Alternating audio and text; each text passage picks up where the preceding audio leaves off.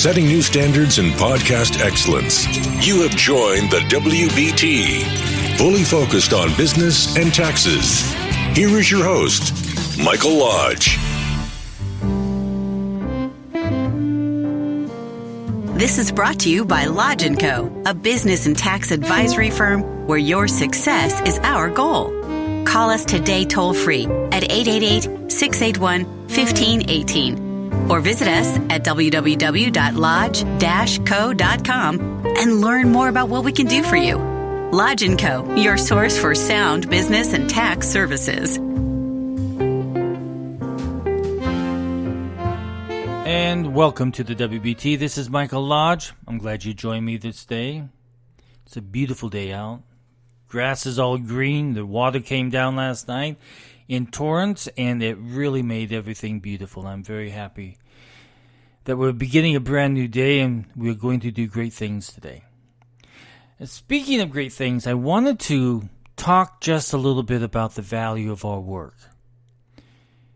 And I over the last 2 years, I have really begun to question if people really think about the value of the work that they do for other people. Well, I'm going to give you 3 examples. I took on this house, which was my mom's house in South Carolina, and it had really fallen apart, and so it needed a lot of work. So I hired a contractor to come in to help me on it. He started building a front porch for me, and I had to go back to, I'm not supposed to use ums on the radio, but I did. Anyway, so I had to go back to California where my offices were in Burbank, California to work for about 5 months. And so he was here doing his work. So when I got back, I noticed things just did not look good. And when you walked across the porch, it would move.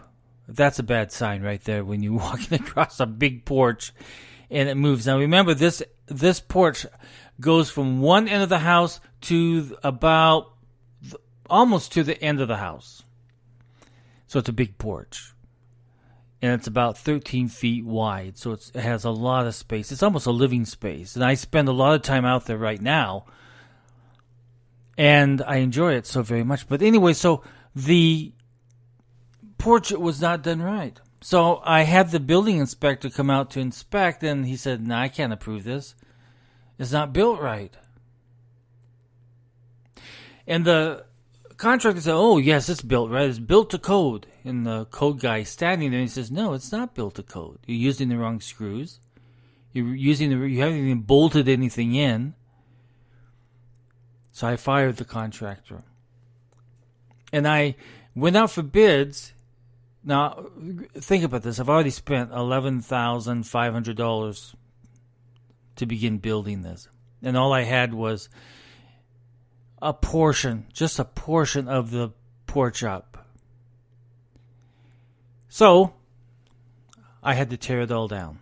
I asked for another contractor to come out, and they said, "Oh, yeah, we're going to have to tear everything down and build it back up. It's going to cost you $38,000.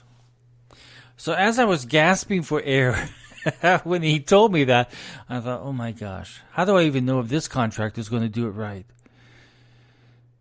So I did it myself. Tore it all down, started from scratch. Poured the foundations right, poured the blocks right, put the right amount of metal in. I built it from the ground and went up until where it stands today. I just finished it 2 months ago. 2 years to build a porch. That should have taken 3 weeks probably. But the quality of work was so bad that I had to report it to the South Carolina Contractors Board, which I found out he did not even have a contractor's license, nor did he have any insurance. And the Contractors Board can only do one thing, that is pat him on the hand. You're fined $250. Please don't do it again. So that's how South Carolina protects their citizens. They don't. They do not protect them from handymen that are going around representing themselves as contractors. So I built it up myself. It took me 2 years. At the end, I had to go back to California And I had to do my work in my office there as I began shutting it down and moving it. So I hired a handyman to come in and just put up just a few things that remained, that, some painting that needed to be done, some screws that need to be put in, just some very small things. Well, he didn't do it right, and then he didn't show up. He stopped showing up. Never finished the job. So I'm finishing up all of the painting. I'm doing everything myself again. But that seems to be the pattern of individuals who represent themselves in business. They don't finish the job. And they leave people hanging. I had another incident. I bought this antique motorhome and I was going to fix it up because it was really nice. It's 33 feet long. They don't make them anymore. And I thought, I'm going to fix this up. It's a good thing to do.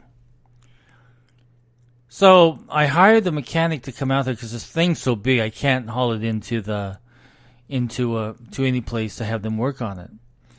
So I said, I want the engine removed because I want to put a new engine in it. So he came in, charged me by the hour, and he was really good. He took the whole engine out. The problem is he never showed back up to put the new engine in. So now I've got a motorhome sitting there with no engine in it. But it all worked out because there was an individual that needed a place to live in a home. So I donated it to him. And so they're going to take it and put it onto their lot, and so that they have a nice place to live.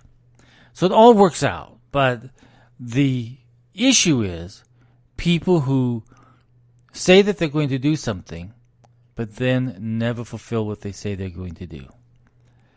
That is the biggest issue that I see here in South Carolina. And I see it also really around the United States.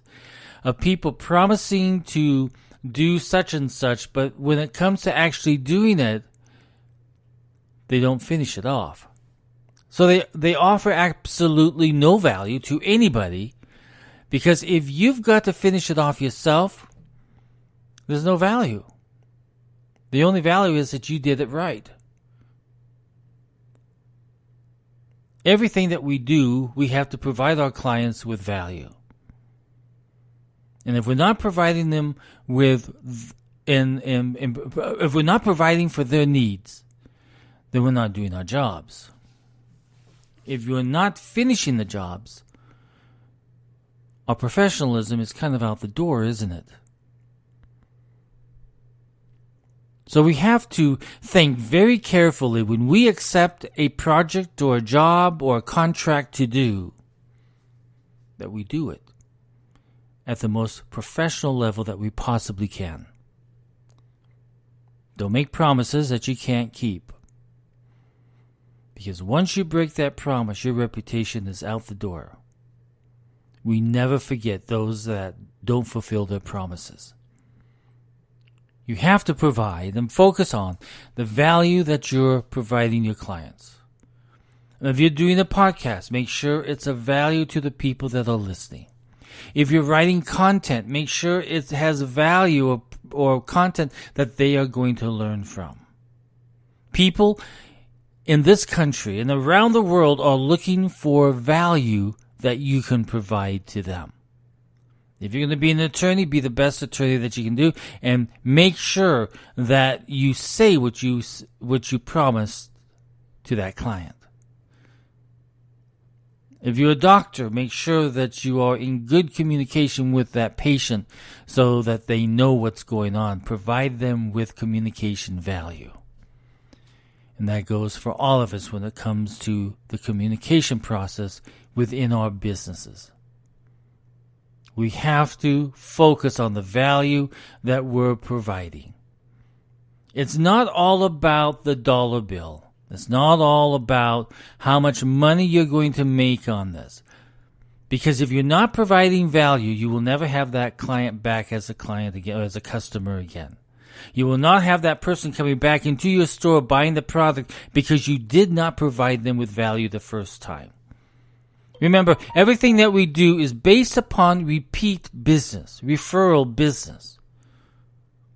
It's not from the internet, it's not from Instagram, it's not from LinkedIn, it's not from any of those places, but it's based upon the value that you provide the client and him referring business and coming back to you as a client. That's how we grow our businesses. So I want you to think about that very carefully throughout this week and throughout the time that you are in practice in the profession that you are in, that you are providing them with everybody with value. Because you're looking for it too, right? You're looking for value. People that you go to prepare your tax returns, you're looking for value. The people that do your hair, you want value, you want a good service. And the list goes on. We are all looking for value. So if we're looking for it, don't you think we should also provide it? Let's be professionals out there and let's do the best that we can do. Listen, if you have any questions, send me an email at mlodge@lodge-co.com. Go to my website at www.lodge-co.com and kind of look to see exactly what we can do for you. We do mediation work, we do business consultancy work, financial work, and I am a specialist in business tax work. So give us a call at 888-681-1518. We'll be more than happy to work for you. But if you need mediation work, if you have a dispute or conflict within your office or within your business, let me know and we'll solve it. We'll sit down and we'll solve it together. This is Mike Lodge for the WBT. I will talk with you very, very soon.